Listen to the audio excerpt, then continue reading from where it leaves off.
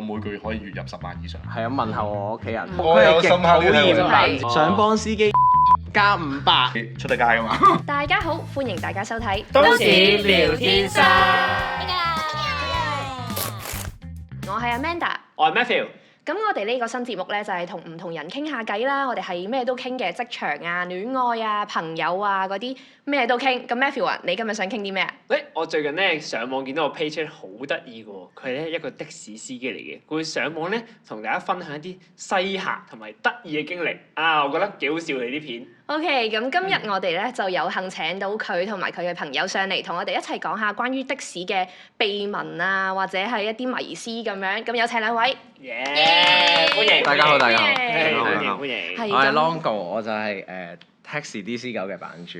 係大家好。終於見到你啊！我係 Cool 仔啊，咁啊我都係一個 IG 嘅版主嚟嘅，咁啊個名叫 EV Taxi Dog。OK，歡迎兩位。想問下兩位可唔可以講下大概幾多歲入行啊，同埋入咗行幾耐咁樣咧？我講先啦，係啊，我就大概入咗行1年半左右，係啦，大概係25歲啦，當時係24、25歲，係。我就入咗行1年度，即係上年嚇。咁我今年29歲，即係我28歲入行，我都係做咗1年嘅。哦，咁都比想像中年資較淺咁樣喎，係咯。咁想問下你哋係揸日更定係夜更嘅？我就揸夜晚嘅，我係即係咧一般咧的士司機係分早更、夜更或者特更比較多嘅。咁咧早更佢哋可能係5至5或者6至6，都係主打12個鐘咯。咁夜更就另外一個時間啦，即係夜晚黃昏6點到朝頭早6點，或者黃昏5點到朝頭早5點。咁我咧就係同一個特更師傅做 partner，咁我就做佢。即係佢揸完全日架車啦，仲有可能大概10個鐘到，咁佢要瞓覺休息，咁就我去接替架車咁樣咯。哦。咁就我係佢口中嘅特更司機。OK。當然我唔係同佢夾嗰個特更司機。咁我特更嘅特點喺邊度咧？就係架車跟住我24小時，你中意點揸就點揸。即係我中意開工就開工，唔開工就唔開工。即係唔開工當然要俾錢啦，因為要俾車租啊嘛。係啊，咁啊，如果你有能力嘅就等於買咗個假期咯，攞住架車周圍玩又得，攞嚟做生意都得。係咁就口中嘅特更。OK。就係特更嘅。咦，咁你哋平時一個禮拜大概翻幾多日工啊？我一般開5至6日，係啦，我5日半啦，大概係啦，即係我會攞架車攞足6日，但係我就可能又放半日假咁樣咯，有一日。但係放幾時係即係你同另一個司機自己夾？我自己決定。自己決定。係啦，即係點講？我其實咧成架車個租點都要俾㗎啦，不過我係決定幾時休息。咁樣咯。我就6日半或者係6日，逢禮拜日基本上我會唔翻工嘅。咁我會有個 friend，即係中學嘅同學嚟嘅，2個啦，識咗10幾年，即係住我屋企隔離㗎啦已經係。咁我放假或者我想休息咧，我就會問佢2個：喂，你2個攞唔攞車啊？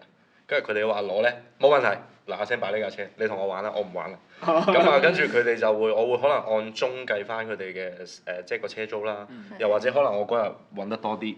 咁留翻個時間俾佢哋唔多嘅，我就會索性同佢哋講：你攞去玩啦，唔收錢。即係會咁樣咯。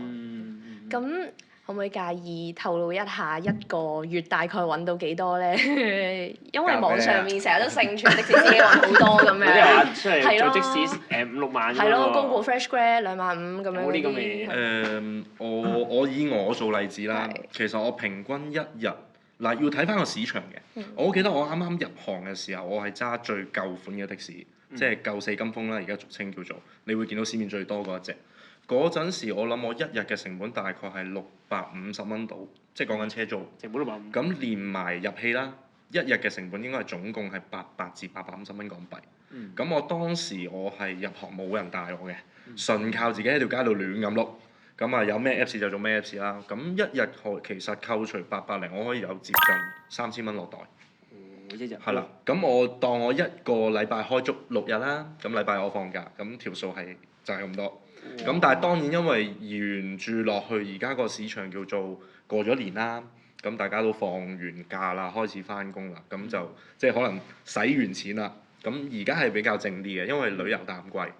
咁就而家個收入維持喺大概1500至2000，因為同埋我而家個成本都貴咗嘅，因為我架車再升級咗，而家個成本講緊要1000蚊一日，所以就唔同啲，係啦。頭先聽你有講話25歲就入行啦，咁都幾後生喎，點解會揀係咯做呢個行業咁樣嘅？其實點解考的士牌？我幾得意嘅，我幾多歲考的士牌先？幾多歲考的士牌？就係點解會考？即係點解你會想做的士司機？之前咧我車有一次我就機緣巧合車到阿恒仔，咁咧我都有講過就係嗰陣時咧我就讀 U， 然後咧我 Year 3 Year 4嘅時候已經有車牌甩咗 P 㗎啦，咁但係我住好僻嘅好偏僻嘅地方。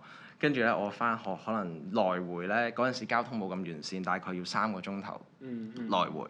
咁我就係屋企有架車喎，咁就揸車啦。但係有錢都幾貴㗎嘛。咁我就嗰陣時有做 Uber 嘅，所以我嚴格嚟講，我係 Uber 入行，即係接觸到呢一個叫做點到點運輸。再銜接過去做的士。係冇錯咁樣。咁當時 Uber 佢其實到依家都係啦，個抽個 percentage 都好高㗎嘛，即係抽佣。咁所以我計落，其實做的士好似都 OK 喎，咁我就試下做啦。係啦，就係因為嗰陣時返學有機會接觸到呢個 part time 啦，俾咗呢個機會我，咁我就覺得咦揸車其實咁樣都幾輕鬆啊，即係都幾舒服啊咁樣，咁我就試下做咯。我返咗1年寫字樓，但係覺得個朝9晚5咁樣嘅長短週生活唔中意，係啦，咁我就試下啦咁樣。其實依家都係一個做住先嘅心態。25歲入行都真係話比較早喎，同埋仲有即係你有讀完大學咁樣啦。咁其實爹哋媽咪有冇講啲咩？呢個咧，我之前都有觀眾有問過。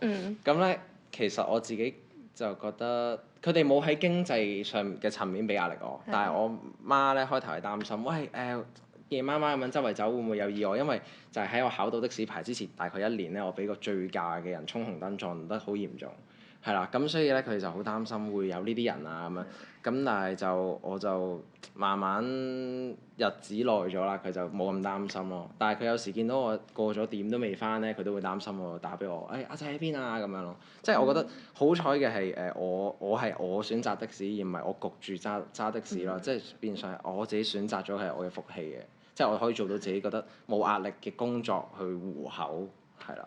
我以前其實好得意嘅，我以前做過地盤，做過啲政府文職，咁我亦都做過啲人上人嘅工作，即係跟住一個老闆，咁個老闆可以去到好有錢，甚至係即係首富級嗰啲啦。咁我人上人嘅定義就係我每個月可以月入10萬以上，包食包住包揼骨啦，包揼骨啦，即係你已經係唔需要去用腦㗎啦，淨係跟住一個老細嘅啫。咁但係因為我會24小時俾人韞住咗，我係冇自由時間嘅。咁我諗同坐監冇分別。完全拋棄咗。即係同坐監冇分別嘅。咁但係你喺一個別墅入邊，你想做乜嘢就做乜嘢。我想翻。但係你真係你想做乜嘢就做乜嘢，係你真係想做乜嘢就做乜嘢。你會儲到嚿錢，但係你會失去咗。我諗嗱，我未有老婆嘅，但係你會即係如果好似我嗰種工作，你會失去咗老婆、屋企人、朋友、女朋友，係啊。咁你真係嗱，當我嗰陣時翻緊工，每個朋友問我嘅時候，喂，姑仔出去飲酒，好靚女，你永遠都係得一個回覆嘅啫，唔得閒。係咯，其實唔知幾點收工。其實冇得生活喎。包括屋企人打電話嚟，阿仔今晚翻唔翻屋企食飯啊？以前每日打一次，跟住1個禮拜1次，之後就1個月1次，到最後就出邊啲飯好食啲啊，我翻嚟食啦，即會咁樣。到後邊直情我即係因為我會攞錢翻屋企啊嘛，交家用，買袋俾女朋友啦，都永遠都係一個回覆嘅啫。我唔要你啲錢啊，我唔要你啲袋啊，你陪我啦，即係屋企人都會咁講。咁後尾就把心一橫唔撈啦。有一日係夜晚去飲酒同啲 friend，咁call Uber taxi 啦，一上車，呢個咁熟口面嘅，喂你個咁熟口面嘅，咁好啦，當時大家都冇相應嘅，淨係覺得好熟。咁到後尾就咁啱講起，喂我考緊的士牌，我嚟緊會揸的士，不如留個電話夜晚做同事啊咁樣。我話你叫咩名啊？你叫阿 Longo，我叫阿 Cool 仔。咁一留完個電話，發現喂你唔係叫 Longo，喂你唔係叫 Cool 仔，跟住先知原來係識嘅。咁然後就機緣巧合之下咁啱佢就諗住唔做的士，咁佢仲有1個月還車，佢就問我你有冇興趣揸？咁就入咗行揸的士啦。我點解會着西裝？我可能揸的士咧，個諗法好搞笑。當我第一日揸的士，我諗好過癮啊！啲錢嚟得好快，話轉個彎有一個水，轉個彎有一個水，幾過癮，嗰時真係幾過癮啦。咁我諗下唔通我日日揸的士？日日揸都唔係問題啊。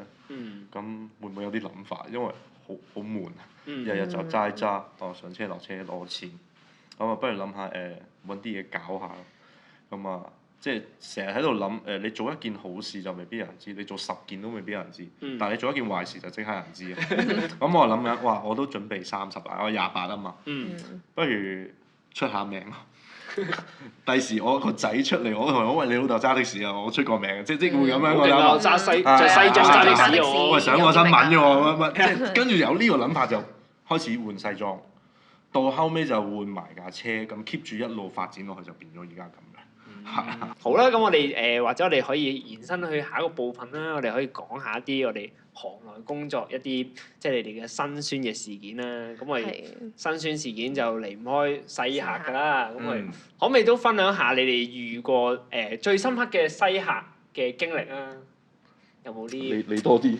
嗱，你多啲。其實咧，基本上咧，經典嘅西客咧，全部都喺晒我個 IG 嗰度嘅。污糟車嗰啲。係啦，整污糟車啊，又或者其實咩人都有，尤其是夜晚即係可能品流複雜啲啊，即係翻工嘅人有，放工嘅人有，但係可能運毒嘅人都會有。係啦，我哋都做過一啲係奇奇怪怪，佢係就同你講尖沙咀去元朗。咁樣跟住之後去到元朗，突然間同你講話要翻去尖沙咀，其實但係你見到佢係揞啲唔知咩俾人哋又俾咗啲錢佢咁樣嘅。咁我唔能夠確定佢係咪毒品，係啦，但係就有啲蠱惑。我想問你點知佢？係啦，我唔知㗎，我估㗎就到依家都係一個謎。總之佢行為就好古怪。係啦，咁嗰個客咧就喺元朗去落馬洲口岸，即係啦。咁然後咧我就行錯，因為其實咧我揸更尾㗎嘛，嗰日我就早咗少少開工。咁咧落馬洲口岸係未閂嘅，平時我去開嗰個叫皇崗口岸，其實喺隔離嘅啫，都係翻大陸嘅。咁唉死啦！我行錯路喎，然後咧佢就發晒猛陣，因為仲有唔知10分鐘就閂關啦。最後佢係趕唔切。因為落馬洲會閂。係啦，落馬洲10點鐘，10點半。係啦，嗰陣時就正10.7。係啦，跟住之後我就因為我行錯路，就去到嗰度10.7入唔到啦。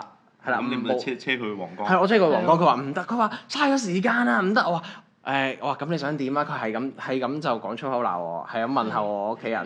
我話嗱，你唔好再係咁，你再係咁咧，我呢度擺低你，我唔收你錢。即係其實我同佢簽個契約完咗，我唔收你錢，咪等於冇服務過你咯。但係佢都仲繼續鬧。我話你冷靜啲先，你鬧咗咧都唔會過得翻關㗎啦。係啦，我真係好冷靜，一定要夠冷靜，冷靜過佢咧咁就 OK 㗎啦。其實都係，即係咁你刪咗，咁即係過唔到，冇辦法。係啊。咁最後我話我唔收你錢啦，得啦，你走啦。跟住但係佢都有抌低100蚊嘅，係啦，佢都有抌低。又收錢又俾人鬧。係啊，抱住呢一個心態咯，就係咩都順咗個客先，因為我會覺得一程車啫，都只不過係人生一個過客，我分分鐘以後都未必見得翻佢，冇乜所謂㗎，即係所以就息事寧人，快啲做下一單，轉換咗心情。唔好阻住我時間，你快啲落車。我哋要解決咗你。快接下一單就好咁樣。係因為同你喺度嘈冇意思嘅，即係你嘈我哋時間就係錢啊嘛。你喺度同我哋嘈，咁我哋就少咗時間去揾錢，所以快啲落車，快啲落車。順住你而走。多謝晒，拜拜。咁依家嘅情況，我就係覺得其實好多時都係好好嘅香港人。我諗其實有7成8成都幾好嘅，只不過係大家放大咗一啲唔好嘅客或者唔好嘅司機，其實個情況都係咁樣。依家主要都係咁。咁想問收過最大風嘅貼士係幾多啊？我1嚿咋，最多係 Uber 嘅客咯，1嚿。佢醫生咁嘅樣，佢應該收好多係咪啊？我最大個風應該係400定500。有一個機師嗰日喺青衣要入機場，佢好似係好趕啊！但係當然我英文唔好啦，我淨係問佢 Sir very urgent，very urgent，yes fast 咁樣，淨係叫我快啲。咁我 OK，I try my best 啊，咁咪去啦。我好記得唔知青衣入機場安全地車速啊，去到係真係趕得切嘅，佢國泰城。一落車佢係俾完個車租之後，好似唔到200蚊嘅，因為好平嘅青衣入去，唔到200。跟住佢好似係塞咗張400，塞咗4張100俾我有印象。係，因為我係掃嗰部機去俾錢嘅，佢電子支付。跟住佢單獨抌低咗4張100定唔知我唔記得咗係1張500俾我。係啦，但係肯定係最大個風嚟，因為我好有印象。我話 Drink beer, bro。但係跟住我想留個 contact 都留唔到，嗰日快到係即刻衝走咗。我心諗哇，我都已經同佢講哇咩啤酒咁貴，跟住佢已經衝走咗啦。整邊入攞我要係呢個係最有印象。咁仲有冇其他一啲比較深刻嘅例子？例如話乘客留低過最奇怪嘅嘢？哇！有啊，我早排咋，但係咧其實咧佢漏嘅嘢唔係好奇怪嘅啫，但係純粹係之後嘅處理。其實佢就咧嗰日上車，佢就係去落港珠澳嘅，係啦喺荃灣咁樣去港珠澳。咁跟住之後咧，佢一抽二愣咁啊，然後有個行動不便嘅婆婆，再加埋一個後生仔啦。咁後生仔擺晒啲嘢，其實佢咧就應該係去拜山我估。咁咧佢就有啲類似衣紙咁樣嗰啲嘢，然後再加埋2壺水。但係2壺液體透明嘅，但係咧佢就漏咗嗰2壺液體。然後後尾咧佢就問我師傅我咪漏咗嘢啊？我話係啊，嗰2壺水你㗎原來。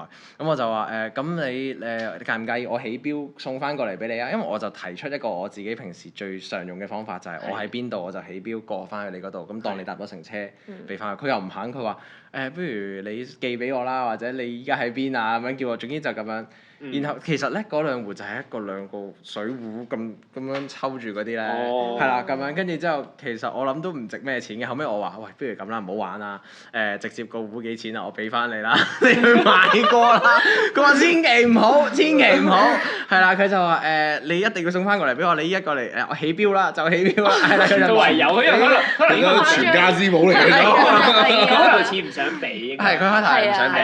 係啊，佢唔想俾。係啦，玩咗大概1個禮拜，我話喂，其實我真係好忙，我冇時間去順豐咁樣，不如咧就我俾翻錢你，我過數俾你啦。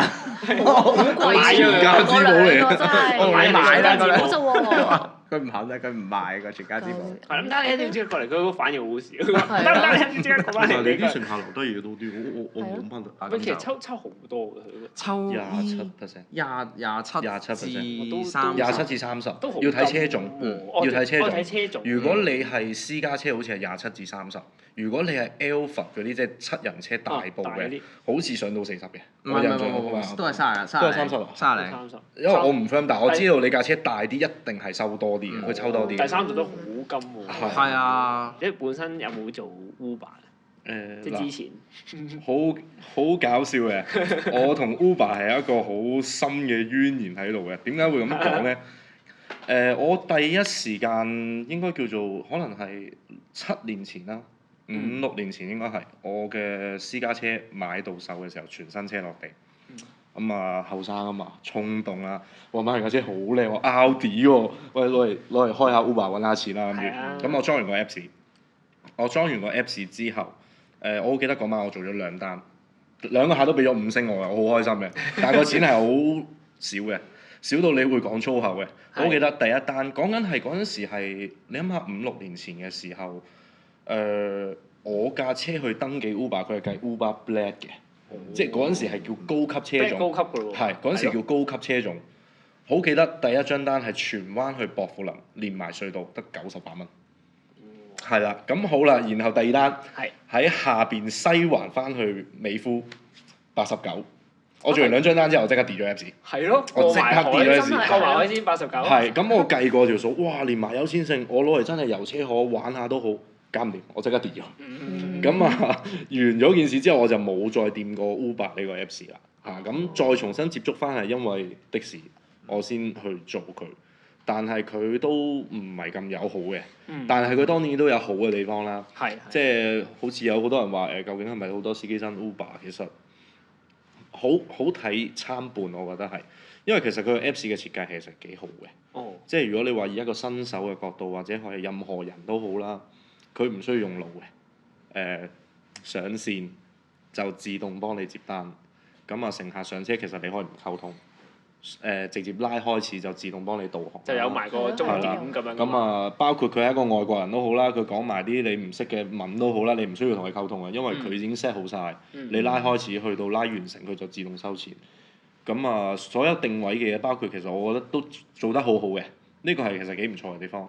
咁第二喺邊啊？即係睇到嗰個司機去到邊啊？仲有幾多分鐘到啊？呢啲都係幾好嘅設計。就唔使你好似即係會講幾多分鐘之後到啦，即係可以零溝通就做到生意。咁第2樣當然要講下唔好啦。咁唔好嘅地方就係佢有啲位食水好深嘅，即係無論 Uber 司機啦，即係私家車啦，定還是我哋的士都好，其實佢有啲位好灰色㗎，即係你係唔知佢點樣計嘅。咁我都同佢嘈過好多鑊嘅。咁 Uber 永遠都係一個回覆嘅啫，我哋系統顯示冇問題。係啦，咁佢話冇問題就冇問題啦。即係講白啲就係突然間會少咗錢嘅，收少咗錢你哋。我以一個我親身經歷啦，3公里半個鐘。我相信3公里半個鐘其實10零分鐘你點都解決到啦，係咪？3公里正常3公里嘅路程，咁點解我會半個鐘咧？我塞車。係。咁咧 Uber 個計法咧係有路程時間同埋等候費嘅。咁我心諗我3公里我塞咗半個鐘，應該會多啲錢啦，係咪？我跳標好似都唔知已經跳到接近100蚊嘅。咁Uber 俾我幾多咧？俾咗60蚊。我嬲到我即刻打上去 Uber 度。分曬鬼，真係要講。但係其實呢件事幾得意你諗下嗱，如果係私家車發生呢個情況，投訴無門嘅喎，即係等於你賣毒品你報警，係啦，即係你明唔明？冇得講喎，你都唔會。咁我打咗上 Uber 嘅，我直情同佢講，喂我理由我塞咗咁耐，你又話有等候時間成點，咁點解我仲係咁少錢啊？佢就永遠得一個回覆嘅啫，我系統顯示冇問題。咁我就永遠都會同佢嘈，咁你公司係咪 AI 開㗎？你呢啲人請嚟做乜嘢㗎？咁你電腦話冇問題就冇問題，咁你個人企喺度做咩先？喂，3公里半個鐘，我唔好跑，我行到啦，係咪先？咁有啲過分㗎嘛？咁呢個係其中一個最大嘅問題啦。咁亦都有一個問題，我覺得 Uber 有少少人血饅頭嘅。點解我會咁講咧？好似頭先咁樣嘅例子，同樣你作為一個乘客，你 call 車，其實我作為一個司機，無論係私家車又好，的士都好，我唔會知你哋 call 車 call 幾錢嘅，我絕對唔會知嘅，包括你哋嘅地點我都唔會知。咁當然而家會有個方法知嘅，就係因為佢有咗個打標功能。咁但係如果定價功能，其實我係睇唔到你哋去邊嘅，我亦都唔知你哋 call 車幾錢啦。你係撳咗開始先知㗎嘛？係啦，開始咗我先會知你去邊度啫。咁但係到你落車完，我先會知我收幾錢。但我由頭到尾唔知你哋俾幾錢。你臨完先知嘅。係啦，人血饅頭嘅問題就喺度啦。我唔知你去邊，我亦都唔知你 call 咗幾錢。咁好啦，試過幾鑊嘅，上車同啲乘客傾偈，咁啱問你，喂，你張單幾錢啊？我頭先 call 咗200幾喎，好撚貴喎。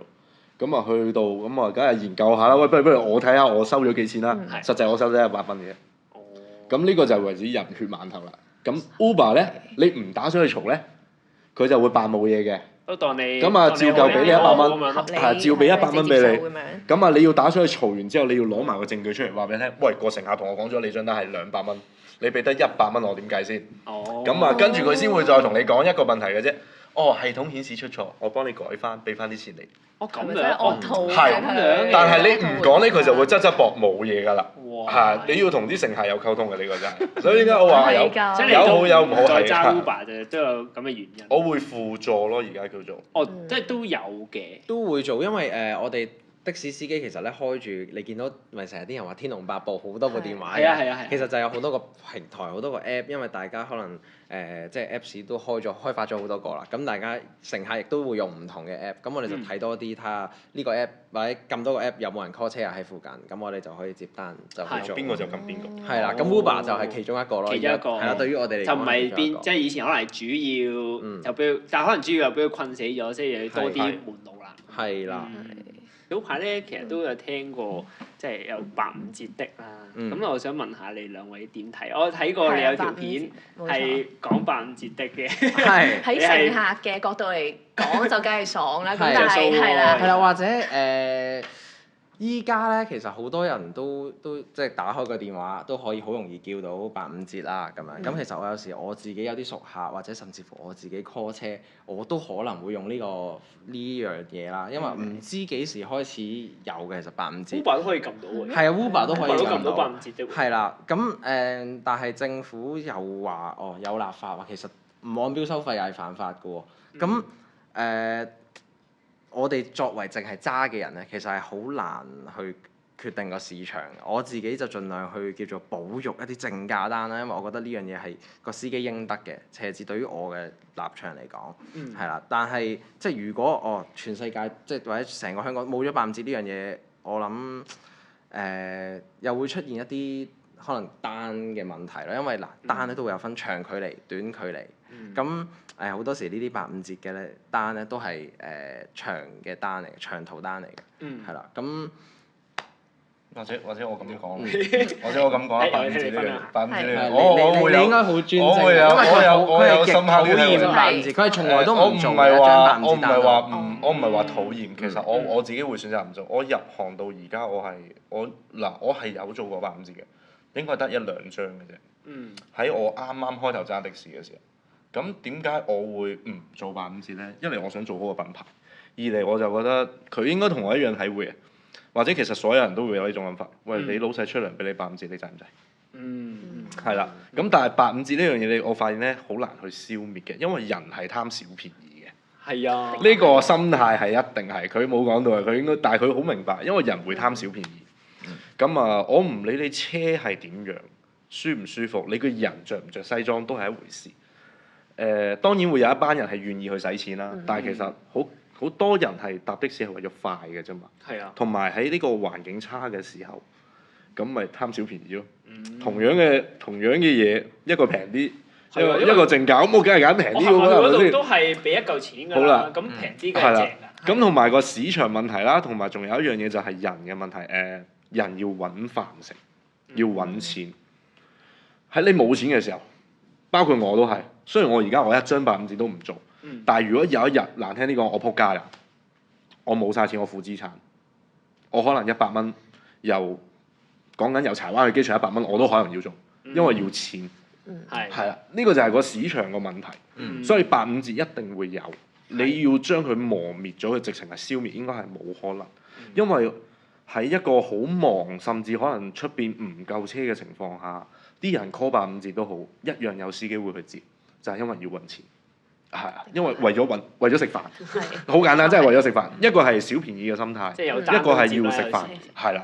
特別係你夜晚冇嘢做嘅時候，因為我係Longo 應該好明白嘅。係啦，咁夜晚個情況同日頭好唔同，夜晚就好靜嘅，人流唔係好多。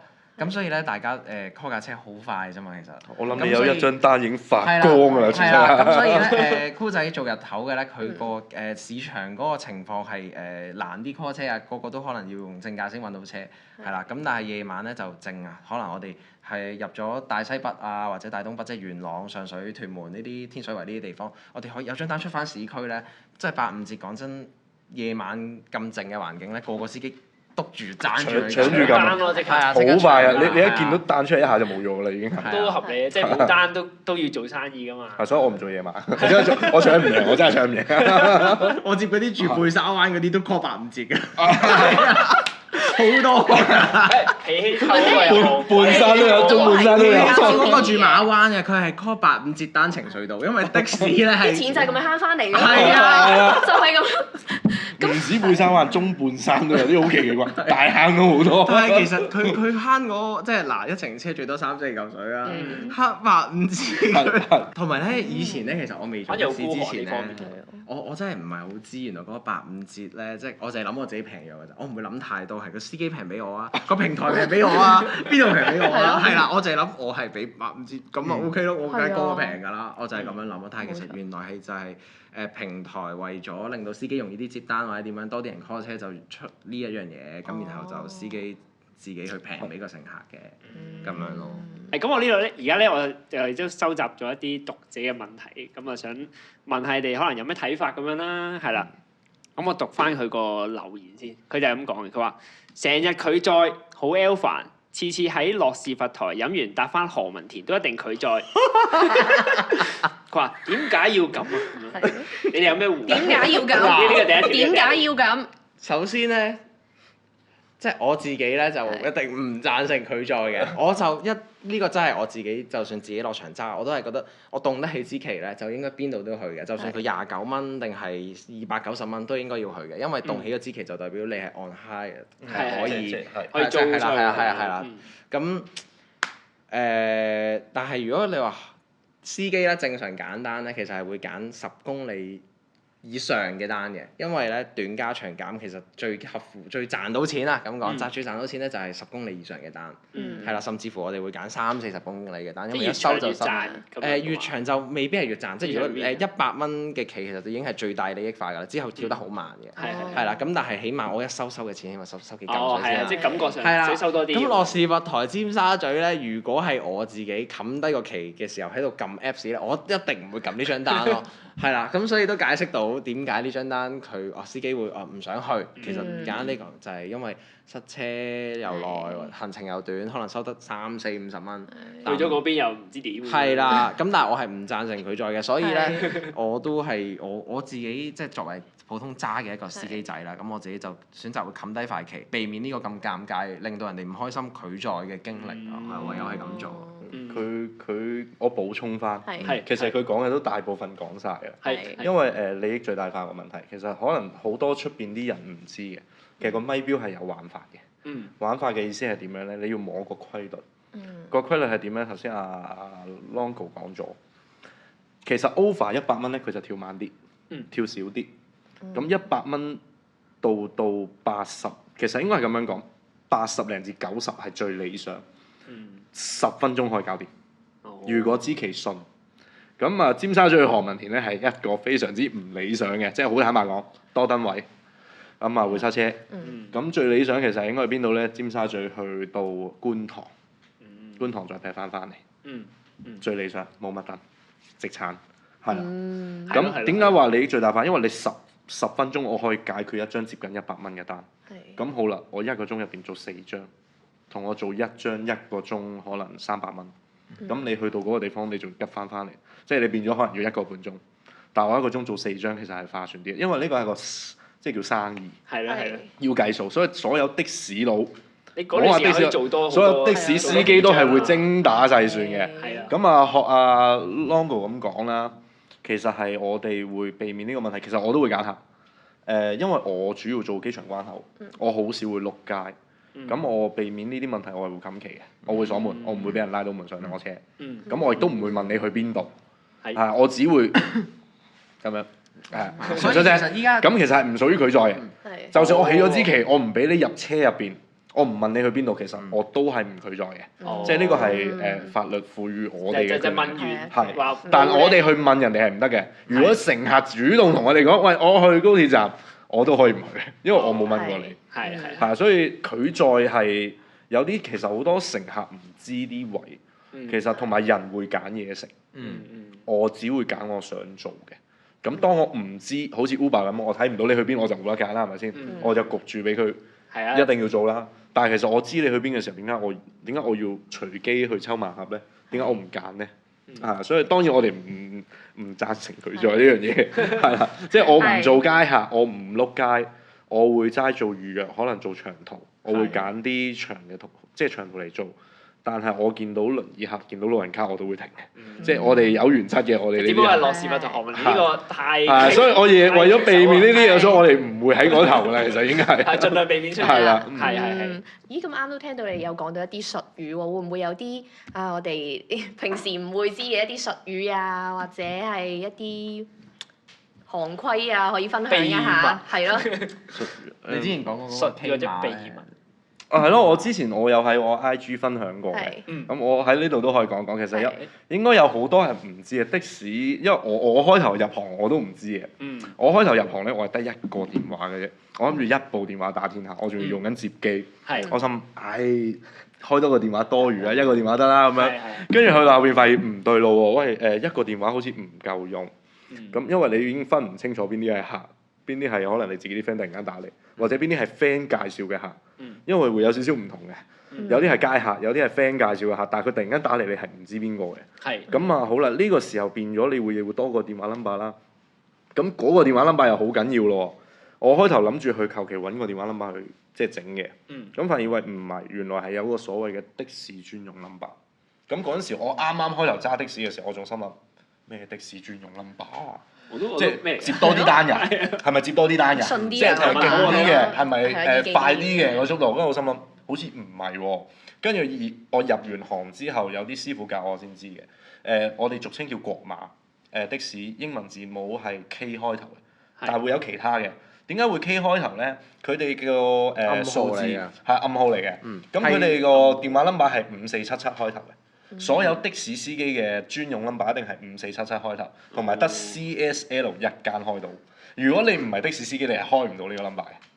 即係如果我冇的士牌，好似都得，好似得嘅咩？而家好似佢冇問我哋攞嘅喎。我嗰陣時我好似佢哋講過話，如果你唔係的士司機開，咁講啦，5477咧就未必一定係的士司機嘅號碼嚟嘅，但係其實佢就象徵住的士佬嘅一個身份，因為5477後尾就會配多4個數目字㗎嘛。係啊係啊。咁譬如54771038咁樣先算啦，咁就係一個編號啦。咁我哋就會同人哋講 K1038，呢個就係類似我嘅身份證號碼。有啲咩事咧？譬如我嘅客或者酷仔嘅客或者點樣要揾翻呢個 K1058就打547710581038係啦，咁樣就去揾翻呢一個。K1038就係代表你咁樣啦。係啦係啦係啦。就話54771038咁樣。或者我簡單啲講講，其實呢個碼仲有啲咩作用啊？點解會有個的士專用碼？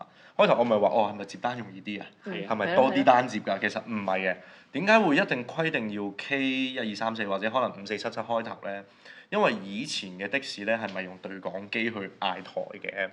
即係可能你哋有好細嚿，會有部機喺架車度，咁呢啲人又會咧喺度嗌咪嘅。都仲咁以前係打電話上台，跟住上完台之後就講話我邊度要車，咁上面個台就會嗌嗰個對講機落去，下邊啲司機就會收到之後就入咪啦，即係咁啊喺度話舉個例子，我個電話係1234567，咁好啦，每個人個電話都唔同啊嘛，喂你1234567，我2345667。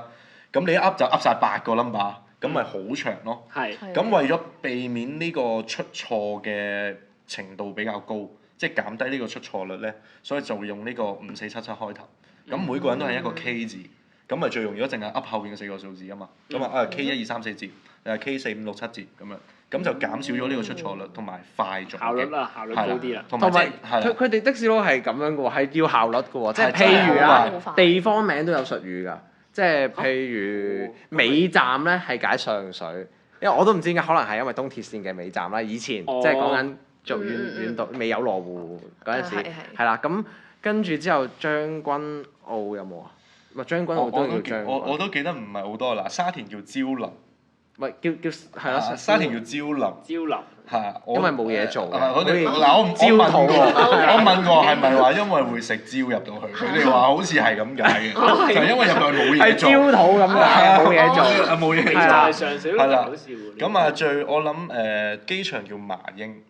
麻鷹。係機場叫麻鷹，因為好似佢個 logo 係一個鷹嚟嘅，佢哋話。即係佢話蕉林去麻鷹咁樣。係啦，即係蕉林去麻鷹就係沙田去機場咁樣啦。係啦，冇錯。咁土瓜灣就叫土友。係啦，跟住之後我聽過最好笑嘅。九龍城叫九城。點解啊？點解？嗱，我有問過啲師傅，我話點解會作呢啲名出嚟？好快咩？兩個字。兩個字，慳咗一個字。土瓜灣、土友。蕉林沙田。唔想俾人知咧。可能佢係唔想俾個客知。係。哎呀，去蕉林啊！係啦，冇錯。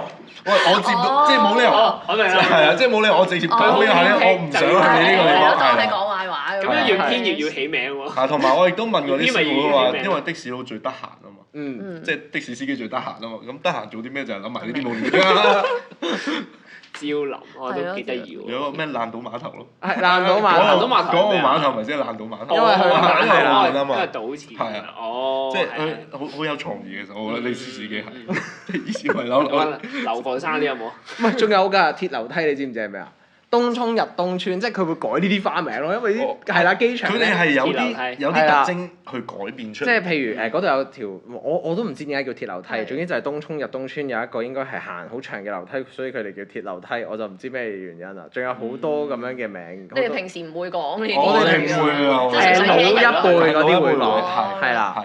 開頭聽到嘅，知啦。你喺嗰啲台入邊會聽到。開頭有冇唔知佢哋講乜啊？嗰啲阿乜啊咁樣。有嘅。唔係，甚至乎依家我都唔知佢哋講乜㗎。我如果接單，我真係要入東涌鐵樓梯，我都會應嘅。但係我會話鐵樓梯點去啊？我會問翻個台姐咯，問翻個台姐鐵樓梯喺邊？